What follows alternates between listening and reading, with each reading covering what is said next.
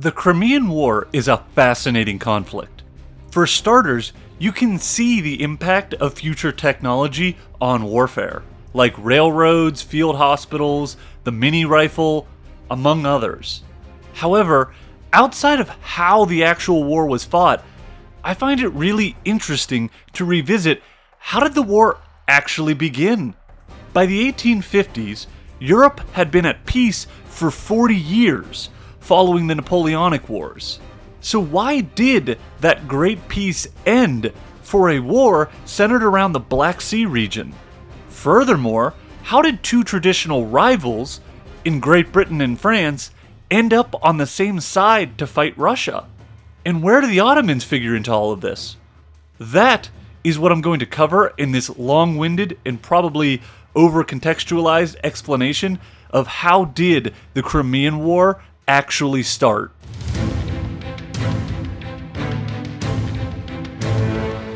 Before I go into the series of events which directly led to the Crimean War, I want to first give some context into the state of Europe over the course of the 1800s leading into the conflict.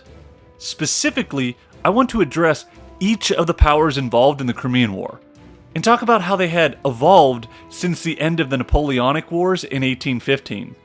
Those four are Great Britain, Russia, France, and the Ottomans. Let's start with Russia. At the end of the Napoleonic Wars, Russia had a right to feel good about their place in the great power hierarchy of Europe. After all, they could be credited with starting Napoleon's downfall, after he invaded Russia with the largest army the world had ever seen at that point. Alexander I and the Russian army were able to withstand the Grand Armées, drive all the way to Moscow without any allies. And then shockingly, they drove the French out of their country, which eventually led to the collapse of Napoleon's empire.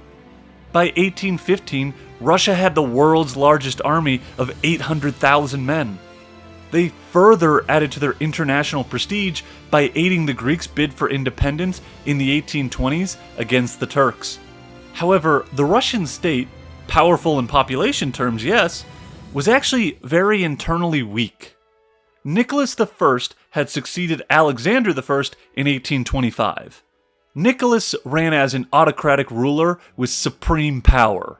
He utilized a highly effective secret police force to maintain order and control. As well, in Russia, they still practiced serfdom at this point, which left large portions of the Russian population poor and uneducated. Worse still, industrialization and modernization were negligible. Even roads didn't exist to a high degree, and where they did exist, they were of very primitive quality. Railroads were even worse than that. By 1850, Russia had a little over 500 miles of track in their entire country. Compare that to the United States' 8,500 miles in the same year. The lack of modern transportation and low-level industrialization made Russia a supplier of materials for advanced economies like the British to use in manufacturing. That meant Russia's only access to manufactured goods was through trade, usually by sending grain to the industrial developed nations of the world. Lack of capital, low consumer demand, a non-existent middle class, vast differences in extreme climates, and the heavy hand of an autocratic state dragged the Russian country down over the course of the 1800s.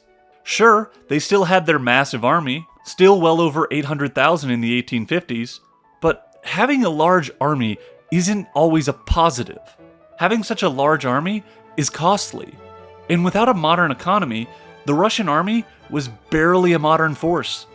By the 1850s, their weapons were horribly outdated, and since they had such a small industrial capacity, supplying that army for any length of time would be extremely difficult for them. Basically, Russia at this point was the largest European continental power, but it was a paper tiger. For all its military size and grand history, it was an incredibly weak and outdated state. Next up, the British. The Great Peace after the Napoleonic Wars had been kind for the British Empire. This is when the British truly became the workshop of the world and industrialized massively. Between 1760 and 1830, Great Britain's share of world manufacturing production jumped from 1.9% to 9.5%. Then, over the next 30 years, it would explode further to 19.9%. By the late 1850s, the British produced 53% of the world's iron, 50% of its coal, and consumed just under half of the raw cotton output of the world. All of that with just 2% of the world's population and 10% of Europe's. This economic boom was coupled with a disinterest in military spending. During the 40 years of Great Peace, from 1815 until the 1850s, the British spent only 2 to 3% of GDP on average on their military. It really helped that none of the other powers attempted to seriously threaten the Royal Navy's premier spot as the world's most powerful navy. That powerful navy could be used to protect against any possible invasion, and it could also be used to protect and support the economic expansion of the vast British trading empire. However, being the leading global power at this time put the British in the position of being the guardian of peace. The Royal Navy and British influence was expected to stop any power from upsetting the delicate peace since the Napoleonic Wars. The British foreign policy of the mid-1800s would focus on preventing any other European power from trying to dominate the continent, like Napoleon had done before. Speaking of Napoleon, how had the French nation fared since his demise? Underneath the Peace of 1815 was the goal of preventing France from trying to rise again to dominate the continent. That is why Prussia became the guardian of the Rhinelands, Austria strengthened its positions in Italy and the German lands, and Great Britain expanded its influence on the Iberian Peninsula. All of those moves were supported by the vast Russian army, ready to move across Europe to defend the settlement of 1815. Politically, France was back to a monarchy run by the Bourbons in 1815. Monarchy would not last there, though. It would fall in 1848 during the Year of Revolutions across Europe. Napoleon III, the nephew of the famous Napoleon Bonaparte, would rise to power during the chaos of that revolution, which ushered in the era of the Second French Republic. Napoleon III's dream was to return France to the glory years of the French Empire. To execute that goal, on December 2nd of 1851, Napoleon orchestrated a coup. The pretext of this coup was the French Assembly's refusal to allow a revision to the Constitution, which only allowed for one term maximum for presidents. The coup was successful. With the backing of the army, Napoleon had turned France's Second Republic into a military dictatorship. Napoleon's position was far from secure, though. He rose by promising to bring France back to prominence on the world stage. That meant he needed an active and aggressive foreign policy win. That active foreign policy would find a useful target in the Ottoman Empire. Finally, let's cover that Ottoman Empire. Once upon a time, the Ottoman Empire was mighty, controlling lands in the Balkans, Hungary, the Caucasus, and the Middle East. By the beginning of the 1800s, though, the empire was in recession. The outer limits of its territory had gained independence or had come under control of a neighboring power. Egypt and Greece both enjoyed autonomy, Hungary had been taken by Austria, and Russia had moved into territories around the Black Sea and the Danube Delta. The recession of the Ottoman Empire was also accompanied by more assertive Balkan nationalism feelings, especially among the Slav peoples, who regarded Russia as their natural ally and protector. This would lead to friction between the Turks and the Russians. Nicholas I, the Tsar of Russia, held no love for the Turkish state. He would refer to the Ottoman Empire as a sick man because of its declining state. That sick man had been caused by centuries of bureaucratic incompetence, leading to its authority to crumble and corruption to run rampant. The Turkish state, if it was going to survive into the future, needed support from the other powers of Europe to help prop it up. If the Ottoman Empire did fall, the peace of Europe would surely be threatened. as the powers scrambled to carve up the once mighty kingdom. Some nations, like Russia, looked on that fall as an opportunity to gain key strategic ground, while others, like Great Britain, were concerned that such a dramatic event would upset the balance of power, which had given them economic dominance and Europe a peace that had endured for the last 40 years. That Eastern question would come to the forefront in the early 1850s.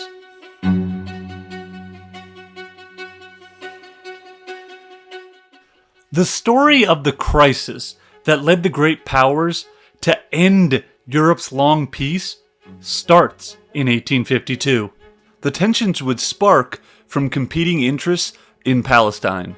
This region features many of the holiest landmarks of the Christian faith. However, two different segments of the Christian faith wanted to be the guardian of these holy places, one Latin and one Orthodox. The Christian faith had split during the long decline of the Roman Empire. The Orthodox sect was based out of Constantinople, while the Latin one was out of Rome. Constantinople would eventually fall to the Turks in 1453.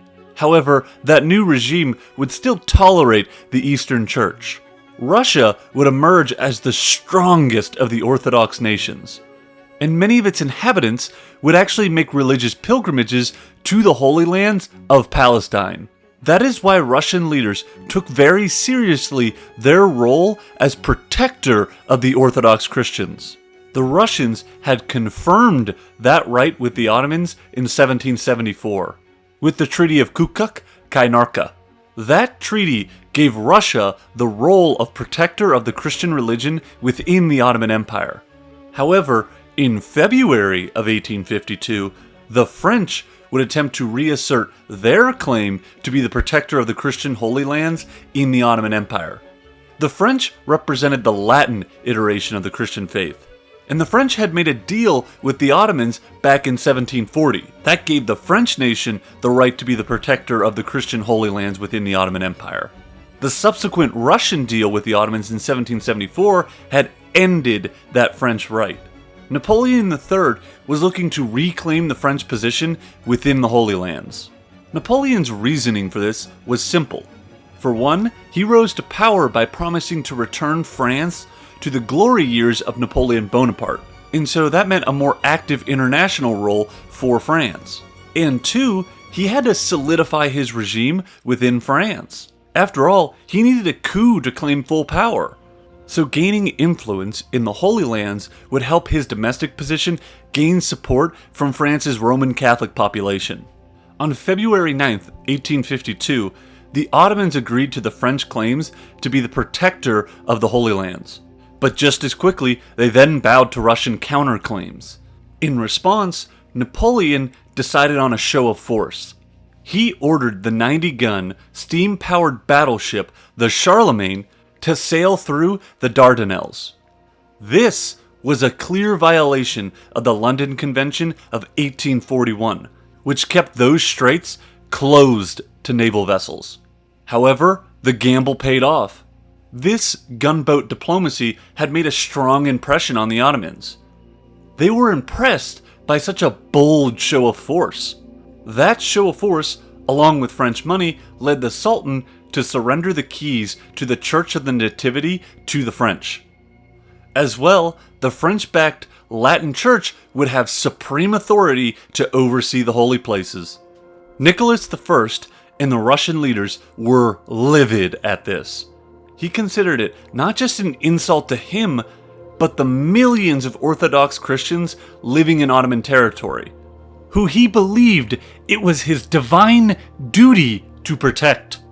Nicholas was determined to get that decision reversed, even if it meant using force. The Russians and the Turks were no strangers to conflict. In the 1800s, they had clashed in a variety of different conflicts before the outbreak of the Crimean War, like in 1828 when the Russians helped the Greeks gain independence from the Ottoman Turks. Nicholas decided on his own show of force to humble the Turks. He would mobilize the Russian army and send them to the border, near Moldavia and Wallachia. Nicholas would not only posture to get what he wanted. Next, he would launch a diplomatic offensive meant to get the British on his side and keep the French isolated. Before I explain that initiative, I must give some context on the state of the British government in 1852. That was a stressful year in British politics. The Prime Minister by the end of 1852 was George Hamilton Gordon, the 4th Earl of Aberdeen. I will actually be referring to him as Aberdeen throughout this video, so anytime you hear Aberdeen, that's who I'm referring to. He came to power in December of 1852, after the Earl of Derby's government fell. Derby's government had only lasted 10 months in office, due to its inability to pass its budget. That vote of no confidence caused the government to fall. Weirdly enough, 1852 alone saw 3 different prime ministers lead Great Britain: John Russell, the Earl of Derby, and then Aberdeen.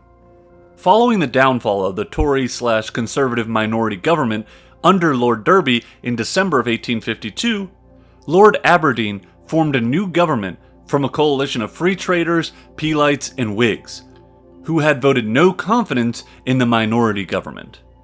Lord Aberdeen was able to put together a coalition that held 53.8% of the seats in Parliament. Although they were united on international trade issues and on questions of domestic reform, this cabinet also contained Lord Palmerston and Lord John Russell, who were certain to differ on questions of foreign policy. So back to the main story of the Crimean War. As Nicholas and Napoleon were jockeying for position in Palestine, the British government was a divided coalition group who was tasked with meeting a very uniquely complicated challenge. To make matters worse, when Nicholas approached the British about their foreign policy, he did not exactly go about it in the smoothest of ways. When he met with the British ambassador to Russia, George Seymour, he impressed upon him the need for the British and the Russians to get together to formulate a shared policy for the fall of the Ottoman Empire. Nicholas referred to the Ottoman Empire as a sick man whose demise was imminent. The British did not share Nicholas's views, though. To their leaders, like Foreign Secretary John Russell, they recognized that the Ottoman Empire was in decline, but that decline could take any number of years, and was by no means in imminent collapse. Little interesting note here. John Russell was only briefly the Foreign Secretary, roughly an 8-week-long tenure. That was because he had only agreed to join the coalition cabinet on the condition that he would not be required to stay at the Foreign Office for any lengthy period of time, as he wanted to lead the government in the House of Commons. Aberdeen agreed to this because Russell's support was essential for the maintenance of the coalition. During Russell's brief stint at the Foreign Office, his dispatches would set the tone for rebuffing Nicholas's overtures. His successor, Clarendon, would then follow on Russell's path. Russell made another key contribution as Foreign Secretary. He asked Lord Stratford to return to Constantinople as the British ambassador there. Stratford was held in extremely high regard with the Ottomans, and so this decision would have a major impact during the impending crisis. Back to Nicholas's diplomatic offensive. In those initial feelers of his about the Ottomans, Nicholas had miscalculated British priorities. The end of the Ottoman Empire was not something they wished for. The British priority was to prevent any one power from dominating the European continent. Balance was key. At this point in the 1850s, the Russians were the most likely state to upset the balance of power in Europe. France was still recovering from the Napoleonic years and revolutions. The Austrians had their own internal issues to worry about, and the Prussians, at this moment, were just too small to alter Europe's power dynamic. The Russians, on the other hand, could dramatically alter their power by gaining strategic territory to the south. Pushing south into the Balkans, and eventually taking Constantinople, would open up the Straits of the Dardanelles to the Russian Black Sea Fleet, and give them the ability to exert influence into the Mediterranean. The Russians, with Mediterranean access, would have the ability to cut the British off from India, since their main trade route with India came through Egypt and into the Mediterranean Sea. The British were determined not to allow the Russians to push south and gain Constantinople. The Russians caused further British concern beyond just moving towards the Mediterranean and their primary trade route with India. Russian territorial ambitions actually brought them far enough east to share a land border with India. The British had actually fought in Afghanistan in the 1840s in order to try to preserve it as a buffer state against Russia. As well, the Russians had recently been trying to gain more influence and territory from Persia. Gaining a foothold there would bring the Russians strategically close to encircling India. That is why when Nicholas I talked with the British ambassador and impressed upon him the need to divide up the spoils of the Ottoman Empire, alarm bells went off within the British government. The British would respond to Nicholas by saying that they don't want to make any concrete plans for uncertain events. Instead, they will wait for an event to occur, then decide on a path. That is why they wouldn't make any firm commitments about the end of the Ottoman Empire. The British did give Nicholas a general statement about hoping for peace, which the Russian leader chose to interpret as the British siding with the Russians over the French in their dispute.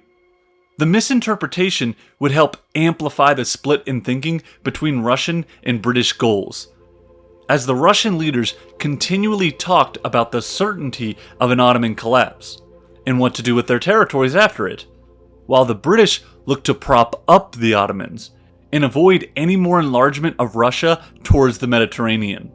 The path to war is beginning. Russia's next moves would look to regain their premier status within the Ottoman Empire by any means necessary. On January 7, 1853, Tsar Nicholas actually had secret plans created for a surprise attack on Constantinople, taking the city before Britain or France could intervene. The attack would involve 28 warships and 32 transports taking 16,000 soldiers to the fight. They would be stationed at Odessa and Sevastopol, waiting for the go-ahead. However, some of Nicholas's advisors cautioned against such a bold move, since that would most likely force France and Britain into the conflict with them. A counter-proposal was then drawn up to have the Russian army occupy the principalities of Wallachia and Moldavia, until the Porte agreed to Russian demands. The Sublime Porte, also known as the Ottoman Porte or the High Porte, was a metaphor used to refer collectively to the central government of the Ottoman Empire in Istanbul, or Constantinople. So when you hear me say Porte, just think Ottomans. Before any surprise military attack, the Russians would attempt to get what they wanted through heavy-handed diplomacy. The Russian foreign minister, Nesselrode, would send an envoy to Turkey to negotiate. That envoy was Menshikov. Menshikov was a military man who was expected to deal with the Sultan and his advisors harshly. The Russian leaders felt confident they could get what they wanted without any other European power interfering. The British, they believed, didn't really care about this Holy Land dispute. For Austria, they had actually recently come into conflict with the Ottomans over territorial control in Montenegro. The Austrians eventually got what they wanted by using threats of force, and were backed by Russian support in the dispute. Nicholas felt that the Austrians would support him in his Holy Land dispute because he had done the same for them in Montenegro. As well, seeing the Austrians threaten force and the Ottomans then backing down convinced him even more that this was the correct approach to deal with the Ottomans. Then finally, the French, Nicholas felt, were just too weak to be able to act alone to protect the Ottomans. Before Menshikov left, Nesselrode gave him precise written instructions on how to handle the Turks in negotiations.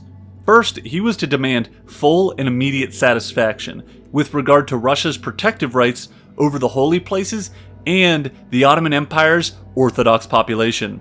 This would need to be enshrined by a Senedd, or a convention which would guarantee Russia's rights. including control over the Orthodox Church's hierarchy in Constantinople and Jerusalem. Second, if this failed to materialize, Menshikov was to break off negotiations and threaten to leave immediately. 3 days' grace would be allowed for the Turks to change their minds. And if they did not, Menshikov was permitted to reveal the extent of Russian military preparations. And then third, if the Porte conceded to these demands, the Russians would offer a secret defensive alliance against France. Finally, one last item Menshikov was expected to cover was to demand the renegotiation of a long-standing dispute on the frontier between the Caucasus and Turkey.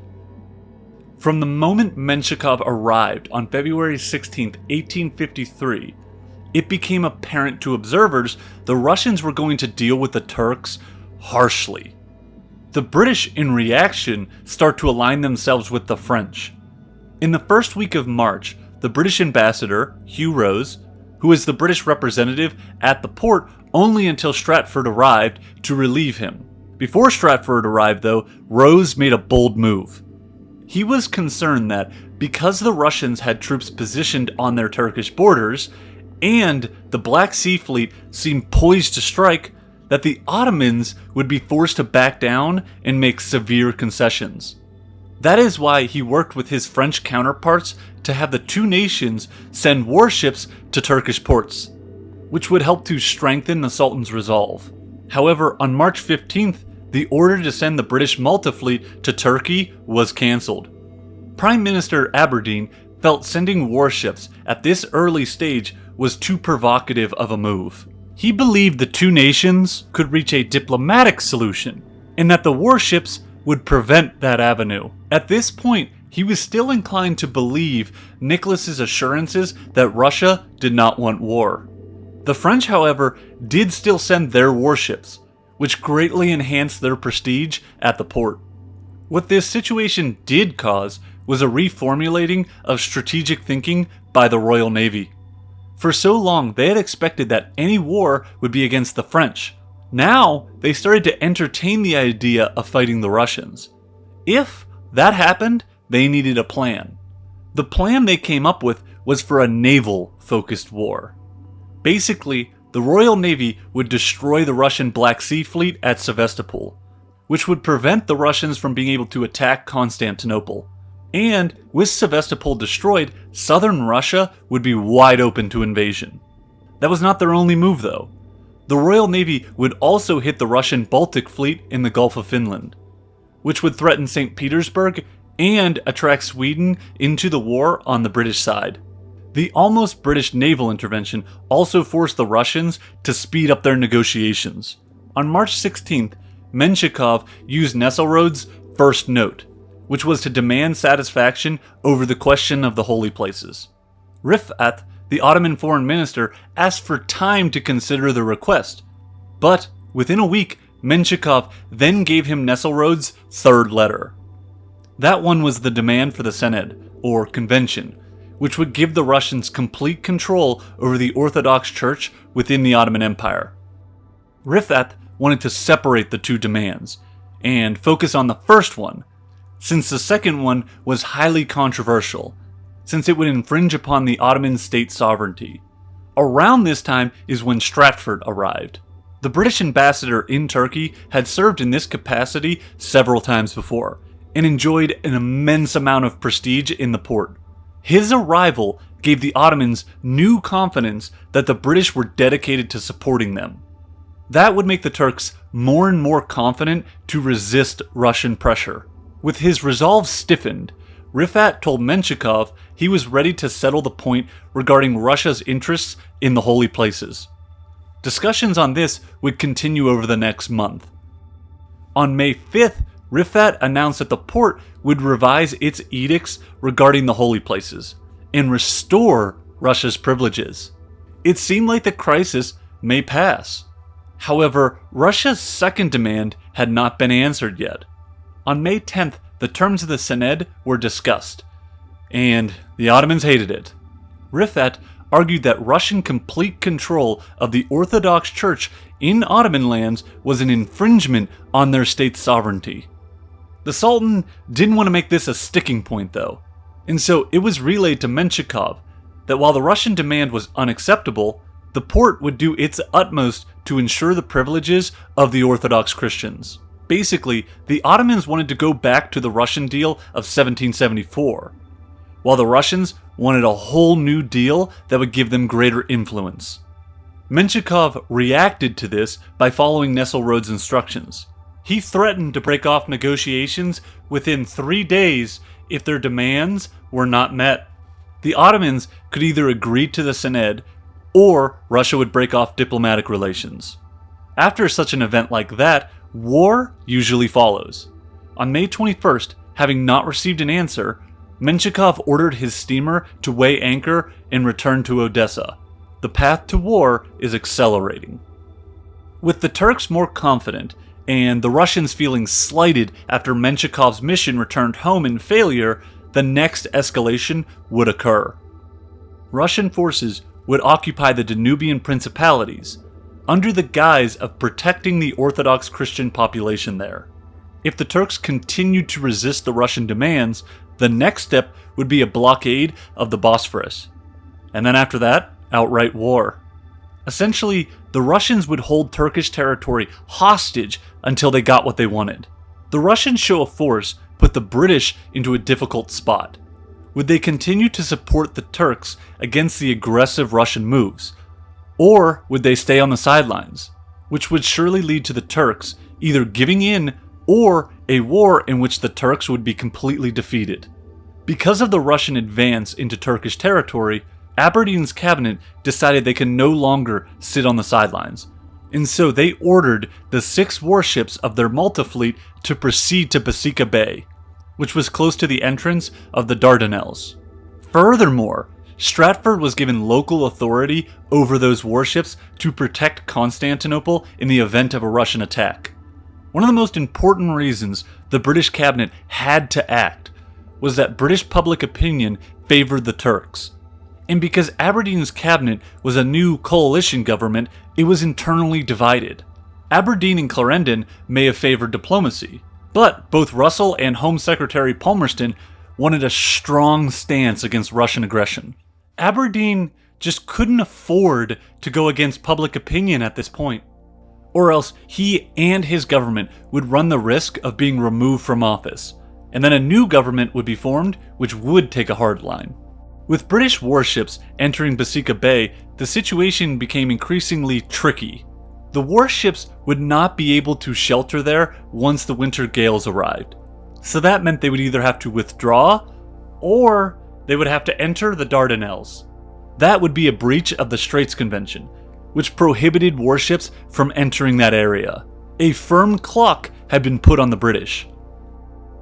Withdrawing the warships would be seen as a monumental climb down, and give all the leverage back to the Russians in the dispute. To deploy the powerful Royal Navy, and not use them to get what you wanted, and instead choosing to back away, would be unthinkable, meaning a great loss of prestige for the British. The warships sailing away would most likely lead the Turks to have to back down, giving the Russians the victory. All of those consequences would most likely lead to the Aberdeen government to fall. However, if the warships broke the Straits Convention, that would essentially give the Turks a blank check to resist with a hard line, making them incredibly unlikely to make concessions to the Russians. With the Turks and Russians both unwilling to make concessions, war would follow. In that war, the British would have to actively aid the Turks. And so that would mean the British fighting a war to help prop up the Turks. Those warships staying or going at this point brought about immense consequences and a real lose-lose type situation for the British government. It wasn't only the British government, though, who were in a difficult spot with concessions. The Russian Tsar Nicholas would look weak if he backed down and pulled his troops from the Danubian principalities. He is supposed to be the protector of the Orthodox Christians and the Slavs of the Balkan region. It'll look really bad for him with those groups if he doesn't come away with something. The lifeline to avoid war came in the way of the Vienna Note. By summer of 1853, most observers felt war would still be avoided. After all, the Russian economy was heavily reliant on the import-export trade. Russia would export its raw materials like timber to countries like Great Britain, who had the industrial capacity to actually use it. If war is declared against the English, the Royal Navy will blockade Russian ports, which would absolutely devastate their economy. The economic factors of war were not the only reasons to avoid conflict. The Austrians actually had a vested interest in preventing this war. They were in an awkward position. In theory, they were Russia's ally at this point. Russia did help them in 1848 to stop a rebellion by Magyar nationalists. Because Russia came to Austria's aid during that key time, Nicholas felt it was a given that Austria would return the favor. The Austrians didn't see it that way. The Russians' advance south was causing severe disruptions to the regional balance, which made the Austrians concerned about what move could be next. Both those two powers had stated claims and strong interest in the Balkans. As well, any war would disrupt trade along the Danube River, which was the main conduit for trade into Europe for the Austrians. On a more basic or simple level, pride was a huge factor for the Austrians. Nicholas may have thought his aid in 1848 would make the Austrians grateful, but instead it filled them with shame and resentment at needing the Russian help. If they fully backed Nicholas in this dispute, the Austrians would become even more reliant on their Russian ally, which was something no one in the Austrian government wanted. The Austrians may not have been as pro-Russian as Nicholas thought, but they certainly weren't pro-Turkish or pro-British or pro-French. If they joined the war on those three powers' side, they would bear the brunt of the fighting on their borders. That is why the Austrians looked to broker a peace before war broke out. Austrian Foreign Minister Count Buell, who learned under the famous diplomat Metternich, would lead this peace effort. The Vienna Note, as it was called, was drafted on July 31st and sent to both St. Petersburg and Constantinople for approval. This settlement favored Nicholas's claim that he had the right to be the protector of the Ottoman Empire's Orthodox Christians. That clause the Ottomans could probably accept. However, a later clause would be a complete non-starter for them. That controversial clause stated that both Russia and France needed to approve any Ottoman policy towards the Sultan's Christian subjects. Back in May, the Turkish Foreign Minister Rifat had stated plainly that he would not agree to anything which would infringe on the Porte's sovereignty. That clause was a case-in-point infringement on a state's sovereignty. The Russians would respond first. On August 5th, Nesselrode and Nicholas sent their acceptance of the Vienna Note. The Russians went on to state that they would not move their troops currently in Turkish territory until the Porte also accepted.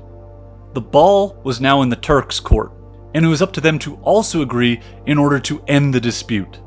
On August 14th, the Ottomans responded with a bombshell. They told Stratford they could not accept the terms of the Vienna Note because the European powers had taken it upon themselves to draw up the note without the input of the Turks.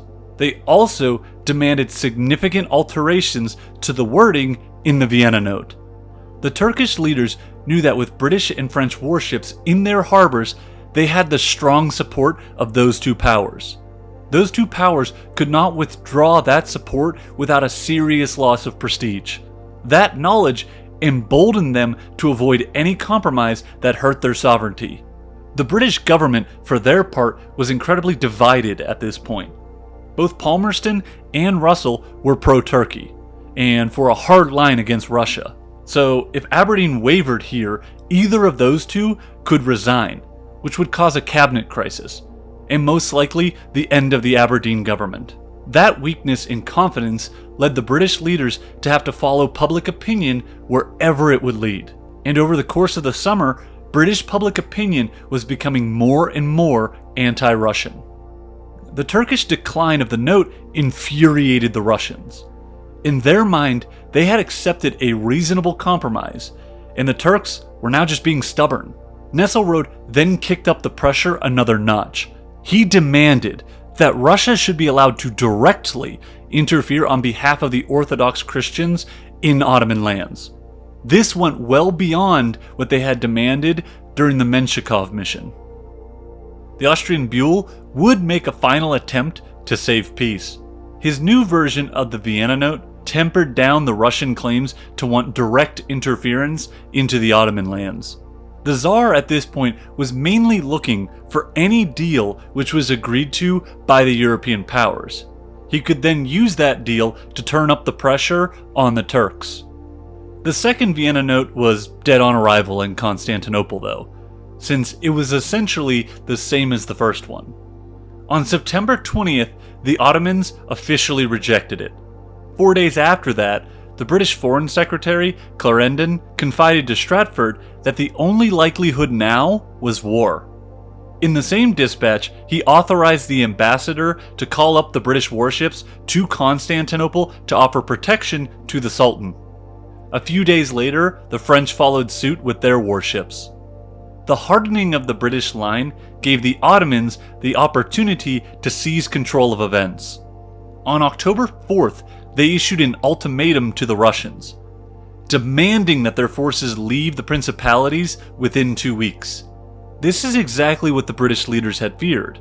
With the Turks going to war against the Russians, the British could not pull away their support this late in the game. If they did, the Turks would most likely get crushed, and the British would suffer a severe loss of prestige. Many of the British leaders, like Aberdeen and Clarendon, had questioned the wisdom of giving such unquestioned support to the declining Ottoman Empire. However, after the Royal Navy was deployed, and with public opinion firmly on the Turkish side, the Aberdeen coalition government was too weak and internally divided to make any bold break. Instead, events had overtaken them on the path to war. Even with the Turkish ultimatum, there were still more moves to try and avoid this impending war. The Austrians, led by Buell, would lead the peace initiatives once more. They were hoping for a convention with all the great powers in attendance. Nicholas actually gave some encouragement to a peaceful resolution. He promised the British ambassador, Seymour, that the Russians would not make any aggressive or offensive moves. Fighting had actually broken out by this point. In late October and early November, small-scale clashes broke out between Turkish and Russian forces near the Danube and in the Caucasus region. That small-scale fighting would lead to the Sinop affair. The controversy of that event would be an accelerant to bring about war. The Sinop affair began on November 30th, 1853, at a standard Ottoman harbor on Turkey's Black Sea coast. On that date, the Turkish Navy had 7 frigates, 3 corvettes, 2 steamers, and a number of transports in the Sinop port. They were carrying reinforcements and supplies to the Caucasus front. Unfortunately for the Turks, their flotilla was discovered by a squadron of Russian naval vessels. The Russian commander then called for reinforcements from the Russian Black Sea naval base at Sevastopol. Geography was on the Russian side. Sevastopol was only about 100 miles away from Sinop, while the French and British warships were over 300 miles away at Constantinople. From Sevastopol, a naval force of 6 more frigates hurried to strike. This naval action would turn out to be an important moment in military history. For the first time in history, Russian warships used shell projectiles instead of cannon shot. The results were unpredictable, with the shells being frequently inaccurate, but when they connected, their effects were deadly. Within the course of a 1-hour engagement, the entire Turkish flotilla was completely wiped out.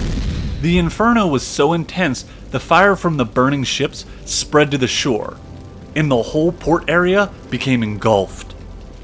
It is estimated that several thousand Turkish sailors had been killed in the action. For the Russians, it was a daring victory. For the British and the French, an embarrassment. Those two powers, but especially the Royal Navy, had been stationed in Turkish waters to protect the Ottomans from any kind of aggressive attack by the Russians. The fact that a whole Ottoman flotilla could be eviscerated while under the protection of British guns was the ultimate insult to the Royal Navy and to British people's honor. British public opinion became enamored with war fever after this. It was their job to protect the Ottomans' independence from Russian aggression. The press then turned the Sinop affair into a massacre, when in actuality it was a well-won and tactically sound naval action. To be blunt, the Ottoman flotilla was a clear military target, and the action was executed by one nation at war with another. The Russians hadn't even declared war first. That was the Ottomans who did that. The British themselves were no stranger to an aggressive naval action when the opportunity presented itself. Back in 1807, they had bombed Copenhagen to avoid the Danish fleet from being used by Napoleon. The Russians had simply attacked a military convoy en route to a war zone. All of that didn't matter back then. To many British leaders, Nicholas had broken his promise not to use aggressive offensive strikes. And now, British prestige was on the line as the Ottomans' protector. Aberdeen's cabinet now must decide what to do with their warships at Constantinople. If they remain there, it would be a symbol of British hesitancy to stand up to its promises, and that might cause the government to fall. However, if they are sent into the Black Sea region, it would provoke the Russians, and make any notion of compromise to avoid war impossible. On December 22nd, the British cabinet voted to send the warships, along with the French ones, into the Black Sea to force the Russian fleet back to Sevastopol. With that move, Russian opinion was firmly solidified against the British. Nicholas was feeling like it was Russia against all the major powers ganging up on them, and that the British were meddling into affairs that didn't concern them. To show just how much thinking in the British cabinet had changed, Clarendon, the foreign secretary, who originally believed war could be avoided through negotiations, now believed war was inevitable. Furthermore, it wouldn't be a simple naval war for the British anymore. Now, he sees the war's main focus being in the Black Sea region, where the British need to destroy the Russian military's ability to operate in that region. Curbing Russian military power in the Black Sea will stop their push east towards India. As well, he feels because both their allies, the French and the Ottomans, are so weak, the British will have to lead the effort to crush the Russians. In the Russian capital of St. Petersburg, Seymour starts to make preparations to leave. Ambassadors leave a capital once war is officially declared. There is no going back now. On January 3rd, British and French warships entered the Black Sea. Between the two navies, they have a total of 17 modern battleships, while the Russian Black Sea Squadron had no ships comparable to those British and French warships. The Russian fleet is forced to anchor under the protection of the guns at the fortress of Sevastopol. This sent an unmistakable signal to St. Petersburg that the British and French were determined to use force to protect the Ottomans. The idea of peace wasn't fully abandoned yet, though. The Austrians were still trying desperately to find a compromise. Napoleon III, the Emperor of France, also tried for peace. He reached out to Nicholas with a direct appeal to halt the fighting and begin a new round of peace talks. The Tsar had nothing but contempt for the French Emperor. In fact, he refused to acknowledge Napoleon as an emperor and as the rightful ruler of France. And so Nicholas firmly rejected this appeal. By February 14th, the state of war was still murky and confusing. Clarendon stated that while they technically were not at war with Russia, they certainly were not at peace. Finally, on February 27, 1854, some clarity to the situation would be given. On that date, Clarendon sent an official demand to Nesselrode, through the British ambassador Seymour, demanding that the Russians withdraw their forces from the principalities by the end of April. Refusal or silence would be considered a declaration of war by the Russians. Only 6 days' grace would be permitted for a response. The French also sent a similar demand to the Russians that same day. When the note reached Nicholas, he became furious. He felt the British were continuing to intrude on a regional matter, which concerned his country and Turkey alone. That is why he refused to reply to the French and British notes. With no reply coming, the British ambassador to Russia, having already destroyed his cipher books, left the Russian capital.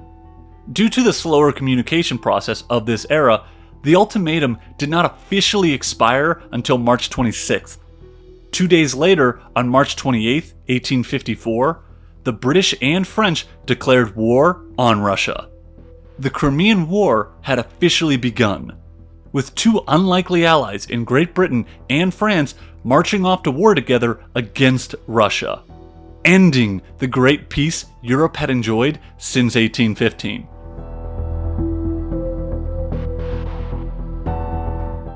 The Crimean War would see action in a variety of different places at faraway points on the globe, like the Baltic and the Pacific. However, the main scene of action was in the Black Sea region. The French and British combined forces launched their campaign to take the strategic Russian port of Sevastopol in September of 1854. It would take a year in a brutal 337-day-long siege for the Allied forces to finally take Sevastopol, and ultimately gain supremacy in the Black Sea. Peace negotiations would begin in February of 1856, and end in March of that same year with the signing of the Treaty of Paris. The main terms of the treaty were that the Tsar and the Sultan agreed to not establish any naval or military arsenal on the Black Sea coast, which effectively demilitarized the region. That clause weakened Russia, which could no longer pose a naval threat to the Ottomans. As well, the principalities of Moldavia and Wallachia were nominally returned to the Ottoman Empire. Russia would be the ultimate loser in this war, but they were not the only nation to face consequences. We'll start with the British. The Aberdeen government, which started the war, would not see the end of it, falling on January 30th, 1855, due to a no-confidence vote, as Parliament voted to appoint a committee to investigate the mismanagement of the war. In the end, though, the British achieved a strategic victory. They had beaten the Russians decisively in a military conflict, which prevented the Russians from expanding east or south to threaten India. And they were able to keep the Ottoman Empire propped up, which would avoid any kind of messy power vacuum situation. However, the war was not without controversy. Sanitary and supply issues would plague the British Army throughout the Crimean campaign. In fact, of the 22,000 men who died in the war, only 4,600 died in action. The rest, 17,500 or so, were non-combat deaths. This would lead the British on a long and winding road to military reform. That road would not be a smooth one. In fact, the British would not even give up their redcoat military uniforms for khaki ones until the 1880s. The more important effect of this war was that British foreign policy steered clear of direct military engagements in Europe. Unless a conflict was threatening British strategic interests, successive governments looked to diplomacy rather than armed conflict to end the disagreements. And it worked. Great Britain would avoid any major European war for over 50 years. Germany's invasion of Belgium at the start of World War I was the only reason that changed. Next up, the French. They were the big winners of the war. Napoleon had reasserted France as a global power. And because Russia had been humbled, the path was clear for the French to take up the top power spot on the continent. As well, with a British public horrified by the war, Napoleon was free to influence European events. Napoleon would proceed to feel emboldened to interfere across the globe, in places like Italy, Egypt, Mexico, among other places. France was once again a major player on the world stage. However, Napoleon's aggressive foreign policy would ultimately isolate France. He had frictions with all of the major powers. With Russia because of the Crimean War, Austria because of the Italian Wars of Unification, the United States because of his invasion of Mexico, and Great Britain for his interference in Egypt. That is why when Prussia and France went to war in 1870, Napoleon and the French would be without allies, leading to a humiliating defeat and the destruction of the Second French Empire at Sedan. For the Ottomans, the war really didn't change much. They were still a declining and corrupt state. The threat from Russia may have been diminished, but very little got better for the Turkish country. They actually almost lost Constantinople to the Russians during their war in 1877. Ultimately, the empire would finally collapse once and for all at the end of World War I. Finally, let's talk about the Russians. They were the biggest loser at the end of the war. They had suffered 450,000 killed in the conflict. Nicholas I would not live to see the end of the conflict. He died in March of 1855. Leading Russia forward would then be Alexander II. Alexander and the Russian leaders would have to confront the reality of how much of a sham their power truly was. Russia had lost all military power in the Black Sea, and even if they wanted to rebuild the fort at Sevastopol, the Russian state didn't have the money to do it. They also didn't have the money to build a modern naval fleet. The fact of the matter was, Russia's economic, industrial, and infrastructure weakness made it impossible for them to compete in a modern war with states like Britain or France. Making reforms would be a necessity. The reform process would not be a smooth one, but it did see some results. Serfdom would be abolished in 1861. As well, coal, iron, and steel production would greatly expand. In order to achieve those industrial and technological improvements, Russia required loans and help from countries like France and Britain, making it still a step below the modern powers.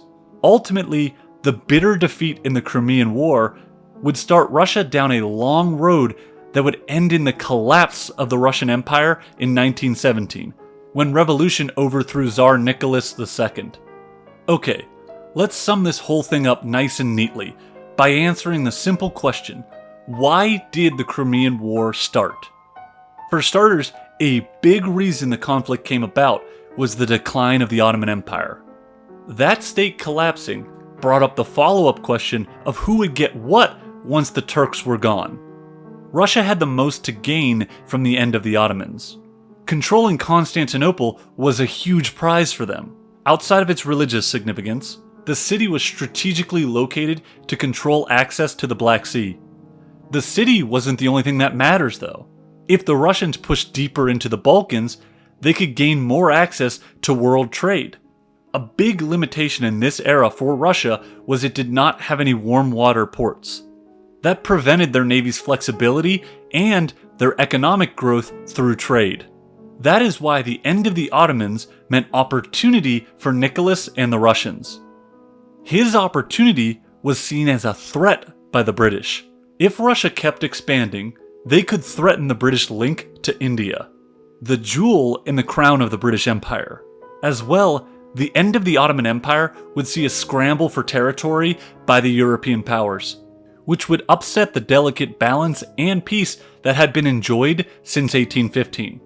To top it off for the British, in 1852-53, when the crisis broke out, the Aberdeen government was not in a secure place, which made the cabinet have to follow public opinion, rather than leading public opinion. British public opinion in this era had not been through a major war in 40 years, and so the true horrors of war were far removed from the population's minds. They could imagine glory and prestige to be gained by a war with Russia, which only intensified their desire to push the Aberdeen government to take a hard line. Not to be forgotten, the French and the Ottomans both had an impact in the push for war. Napoleon's aggressive foreign policy approach had started the initial crisis over the right to protect Christian holy places in Ottoman territory. While the Ottomans became less inclined to make any concessions to avoid war once the British and French warships entered their ports. In the end, the 40 years of peace that Europe had enjoyed was always on shaky foundation. The Russians, living off the glory of 1812 when they defeated Napoleon's invasion, were bound to want to expand, so that they could take what they believed was rightly theirs. In response to that, the British would naturally see Russia's rise with suspicion. You throw in the fact that you have an Ottoman Empire on the decline, looking primed to collapse, and you have the recipe for the first major war in Europe in 40 years. Thank you so much for watching this. I love doing these deep dives into why conflicts break out, adding context wherever I can. Let me know what other wars or historic events you want me to over-explain next.